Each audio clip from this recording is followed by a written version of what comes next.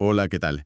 Bueno, hoy vamos a meternos de lleno en los textos de Por el placer de vivir del doctor César Lozano. Un tema muy interesante. Sí, a ver, lo que tenemos sobre la mesa son varios extractos que, en el fondo, son como un manual de instrucciones Un manual para la mente, ¿no? para la mente y las emociones, ¿sí? La idea es construir una especie de kit de herramientas para la vida, basado en sus ideas. Vale. Empezaremos por la base, por el taller de nuestra mente. ¿Cómo funciona? Y sobre todo, ¿cómo podemos ser los jefes de ese taller? Me parece un buen punto de partida. Y luego, con esa base, intentaremos redefinir el objetivo, que es la felicidad según esta filosofía. Y al final, pondremos a prueba todo esto, pues con el blindaje que necesitamos para los momentos difíciles. Claro, la gran pregunta yo creo es, ¿podemos de verdad aprender a disfrutar de la vida como si fuera una habilidad? O sea, en lugar de esperar a que la suerte nos sonría, Es que ese es el cambio de mentalidad fundamental que proponen estos textos, justo eso. ¿verdad? Sí, se aleja totalmente de la idea de que la felicidad es algo que te encuentra o que depende de que el universo se alinee. Ya. La tesis principal es mucho más directa y, si quieres, más retadora. Dice que la calidad de tu vida depende de la calidad de tu mundo interior. O sea, que el foco está dentro, no fuera. Exacto. No se trata tanto de cambiar lo que pasa fuera, sino de gobernar lo que pasa dentro. Así que, si te parece, para que no nos perdamos, podemos atacar esto por partes. Venga, Empecemos por esa idea del dominio de la mente, que es la piedra angular de todo lo demás. me parece perfecto, porque además hay una frase en los textos que es muy potente, muy visual, para empezar. ¿Cuál? El autor habla de reservarme el derecho de admisión de mis pensamientos. Uf, es buenísima. Es como si tu cabeza fuera una discoteca y tú fueras el portero que decide qué ideas entran y cuáles se quedan fuera haciendo cola para siempre. Es una metáfora brillante, ¿sí? Porque le quita el poder a los pensamientos que se cuelan sin permiso, a los intrusivos. Claro. Te posiciona a ti como el gestor, no como la víctima de tu propia mente. Y lo fascinante es que, aunque suene a una frase de autoayuda un poco clásica, Sí, un poco. tiene una base muy sólida en psicología, en concreto en la terapia cognitivo-conductual. La idea de que no son los eventos los que nos perturban, sino nuestra interpretación de esos eventos. Ya, como los leemos. Eso es. Lo que el autor llama derecho de admisión es en esencia un ejercicio activo de reestructuración cognitiva. Vamos, que no es magia, es neurociencia aplicada al día a día. Claro, el libro lo describe como una cadena. El pensamiento genera un sentimiento y el sentimiento impulsa una acción. Exacto. Con lo cual, si la cadena empieza con un pensamiento negativo, pues es muy probable que el resultado sea una acción poco constructiva. Lógico, parece lógico, sí, pero en la práctica, a ver, ¿cómo ejerces ese derecho de admisión cuando estás en mitad de un atasco, llegando tarde y tu mente es un torbellino de negatividad? Ese es el momento de la verdad, claro. El libro no sugiere que sea fácil, ¿eh? Sino que es una habilidad que se entrena. Ah, vale. Y para ese entrenamiento propone una técnica específica, la visualización creativa. Pero hay que entenderla bien para que no se quede en algo superficial. Sí, porque entiendo la teoría, pero seamos honestos, para alguien que está pasando un mal momento, eso de la visualización creativa puede sonar a humo. Puede sonar a fantasía, sí. A una fantasía inútil. ¿Qué dice el libro para que esto no se quede en un simple ejercicio de desear cosas con mucha fuerza? Es una objeción muy válida. La clave que aporta el texto es que no se trata solo de crear una imagen mental pasiva, como ver una foto. Se trata de crear una experiencia neurológica. Una experiencia, sí. El libro detalla que hay que visualizarse con prosperidad, sano, feliz, con buenas relaciones. Pero lo crucial es el siguiente paso. Darle vida a esa imagen con amor y energía positiva. O sea, no solo verlo, sino sentirlo. Eso es. Tienes que sentir en tu cuerpo las emociones que acompañarían a esa realidad. Al hacerlo, estás como ensayando ese futuro.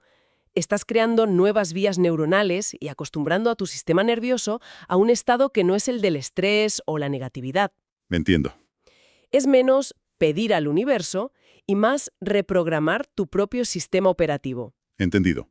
Es como el deportista de élite que visualiza la carrera perfecta 1000 veces antes de correrla. Exactamente, esa es la idea. No está deseando ganar, está entrenando su mente y su cuerpo para la victoria. Dejas de ser un espectador de tus pensamientos para convertirte en el director de la película que se proyecta en tu mente. Justo. Y si asumimos que podemos dirigir nuestra película mental, el siguiente paso lógico es la trama principal de esa película, La búsqueda de la felicidad. Y aquí los textos hacen una distinción que me parece crucial. Sí, la de los dos tipos de felicidad. Por un lado está la que todos conocemos de sobra, la felicidad circunstancial, La de siempre. la que aparece cuando te dan una buena noticia, cuando te vas de vacaciones, cuando todo fluye. Vamos, una reacción a un estímulo externo positivo. Una felicidad reactiva, que depende de factores que no siempre controlamos. Si las cosas van bien, estoy feliz. Si van mal, se acabó la felicidad. Te convierte en una marioneta de las circunstancias, totalmente. Pero luego el libro presenta la otra cara de la moneda, que es mucho más interesante. La felicidad que uno decide tener, a pesar de las adversidades. A pesar de las adversidades. Se describe como una elección, casi como un acto de rebeldía. No es que no haya nubes en el cielo, es que decides que las nubes no te van a arruinar el día. Pero esto suena difícil. ¿Es realista pensar que se puede decidir ser feliz cuando estás, por ejemplo, lidiando con un problema grave? Esa es la cuestión central. El libro no lo plantea como un interruptor mágico, que apaga el sufrimiento. Lo plantea como un cambio de paradigma. Ajá. La felicidad deja de ser un destino al que se llega para convertirse en una forma de caminar. Los textos lo resumen en una frase muy potente.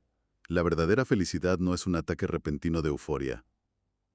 Que también está bien, pero no es eso. Claro, pero sigue. Es una actitud, un estilo de vida, una filosofía personal. Una filosofía personal. Llamarlo filosofía personal es interesante porque implica un trabajo constante. No es algo que se tiene, es algo que se hace. Una filosofía personal. Eso implica que requiere práctica y esfuerzo. No es una lotería que te toca, sino un proyecto de vida en el que trabajas. Exacto. Y para poner en práctica esa filosofía, el autor propone una especie de mantra o lema de actuación. Me adapto, pero no me conformo. Me adapto, pero no me conformo. Aquí hay un equilibrio muy delicado y muy poderoso. Me adapto significa reconocer y aceptar la realidad del momento sin luchar contra ella. Es decir, vale, esto que está pasando no me gusta, pero está pasando. Es un baño de realismo, aceptación. Pero la segunda parte, no me conformo, es la que aporta la acción. Significa que, aunque acepto la situación presente, estoy trabajando activamente para crear una realidad futura diferente. Ya, La fortaleza no está en negar el problema, sino en adaptarse a él para poder superarlo. entendido. Esa dualidad de me adapto, pero no me conformo, es la clave para no quedarse estancado en la resignación. Ni quemarse en una lucha frustrante contra la realidad. Exacto. Pero vamos, seamos sinceros, es más fácil decirlo que hacerlo cuando la vida se pone realmente injusta. Y el libro no huye de esa realidad, de hecho, la encara de frente, ¿no es así? Así es. Parte de una premisa muy dura. La vida no es justa. Que ya de por sí... Suena pesimista, pero en realidad es liberador. Si dejas de esperar justicia de la vida, dejas de sentirte una víctima personal cada vez que las cosas no salen como deberían. Te quitas un peso de encima. Vale, y una vez que aceptas esa premisa, el libro plantea 3 formas de reaccionar ante la injusticia. La primera es ser parte de ella, como el que la comete o el que la sufre pasivamente. Sí. La segunda, que vemos todos los días, es la del observador quejica, el que critica todo desde el sofá, pero no mueve un dedo. El deporte nacional a veces. Y la tercera es la que se propone como ideal, convertirse en un sujeto de cambio. Alguien que, en lugar de maldecir la oscuridad, pues enciende una vela. Y esa idea conecta directamente los desafíos externos con los internos, porque esas situaciones nos generan emociones muy complejas: ira, frustración, irritabilidad. Claro.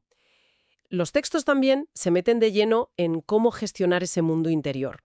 Advierten sobre algo que llaman los falsos espejismos. Espera un momento. Has dicho falsos espejismos. Esa es una imagen muy potente.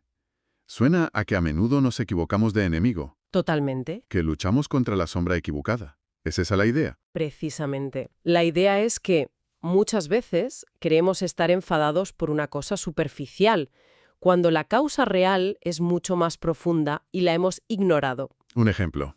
Pues el clásico ejemplo de llegar a casa furioso por el tráfico y pagarlo con tu pareja, cuando en realidad lo que te carcome es una conversación tensa que tuviste con tu jefe por la mañana. Ya. Has minimizado ese conflicto, pero tu subconsciente lo ha guardado y esa emoción busca una válvula de escape, Culpas a los coches cuando el problema está en otro sitio completamente distinto. Es como tener una fuga de agua en el sótano y culpar a la alfombra del salón por estar húmeda. La recomendación entonces es pararse y hacer un trabajo de detective honesto para encontrar el origen real de nuestro mal humor. Sí, y la conclusión a la que llega el autor es su definición de madurez emocional.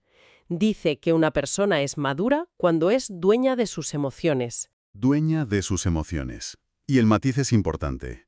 Se refiere a la ira, al rencor, pero también al exceso de euforia o a un amor descontrolado. La responsabilidad final sobre cómo nos sentimos y sobre todo cómo actuamos es nuestra.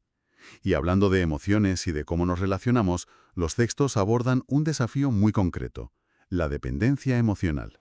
Uf, tema complicado. Sí, la definen como esa necesidad afectiva extrema que una persona siente en determinada relación. Y aclaran que no es solo cosa de parejas, no aunque sea más frecuente ahí. Puede darse con la familia, con amigos, y lo interesante es que el libro la desglosa en 3 tipos, lo que nos ayuda a identificarla mejor. Dependencia económica, social y la puramente emocional. Esa distinción es clave, porque a menudo pensamos que la dependencia es solo no poder vivir sin esa persona, pero el libro sugiere que puede ser mucho más sutil. ¿Podrías darme ejemplo de cómo se manifestaría la dependencia social? Porque esa me parece menos obvia. Claro, la dependencia social se puede manifestar en alguien que, por ejemplo, ha fusionado su círculo de amigos con el de su pareja, hasta el punto de no tener uno propio, Ah, claro. toda su vida social. O alguien que siente que solo tiene valor o estatus social a través de su pareja, y por tanto necesita exhibir constantemente esa relación para sentirse validado. Ya veo. No es que no pueda vivir sin el afecto de esa persona, es que no concibe su identidad social sin ella. Reconocer estas caras de la dependencia es el primer paso para construir vínculos más libres y sanos. Entendido. Al final, parece que todas estas herramientas, gestionar pensamientos, elegir una actitud, analizar nuestras emociones, construir relaciones sanas, necesitan un lugar donde aplicarse, un campo de juego. Sí, y el libro insiste en que ese campo de juego es único y exclusivo, el presente. Totalmente. Se presenta el arte de vivir el momento, el aquí y el ahora, como la pieza que une todo el puzzle. Se dice textualmente que es la mejor alternativa para disfrutar la vida. La mejor. Vivir anclados en las culpas del pasado o en las ansiedades del futuro es, según el autor, una pérdida masiva de tiempo y energía. Porque el único momento en el que de verdad podemos actuar y decidir es ahora mismo. Y es desde ese ahora que el libro plantea 3 preguntas que son casi un proyecto de vida. La primera, ¿quién quiero ser? La segunda, ¿con quién quiero estar? Preguntas potentes. Y la tercera, que nos devuelve al principio de nuestra conversación. ¿Qué debo pensar de mí para que eso suceda? Son preguntas enormes.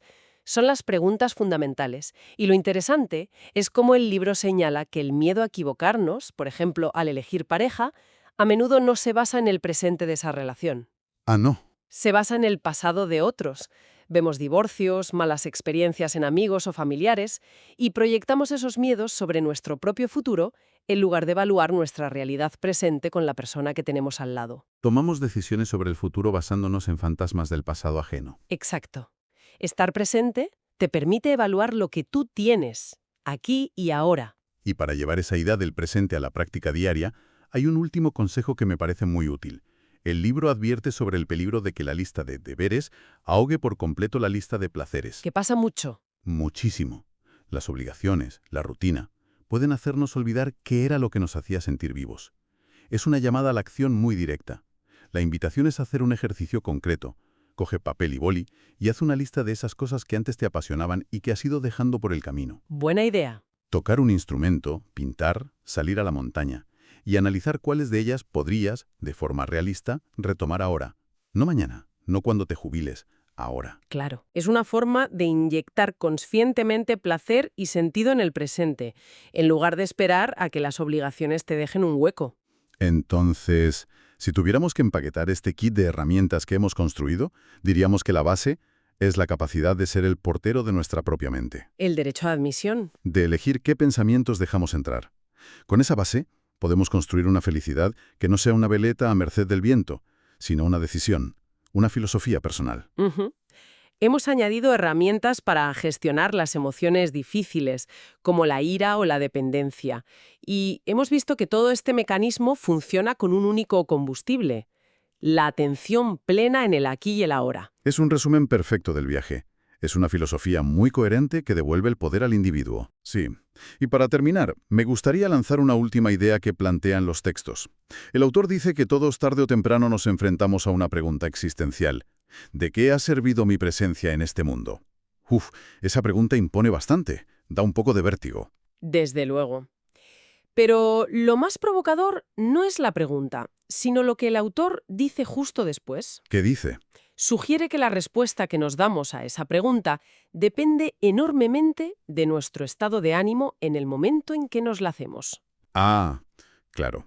Si estás en un buen momento, verás un legado de amor y contribución. Si estás en uno malo, puedes sentir que todo ha sido en vano. Y esto me lleva a la reflexión final para quien nos escucha. A ver, si nuestra percepción del sentido de la vida está tan teñida por nuestro estado de ánimo, y nuestro estado de ánimo está influido por nuestros pensamientos, entonces la cuestión es, ¿el sentido de la vida es una verdad fija que tenemos que descubrir ahí fuera, o es algo que construimos activamente, día a día, a través de la mentalidad que decidimos cultivar?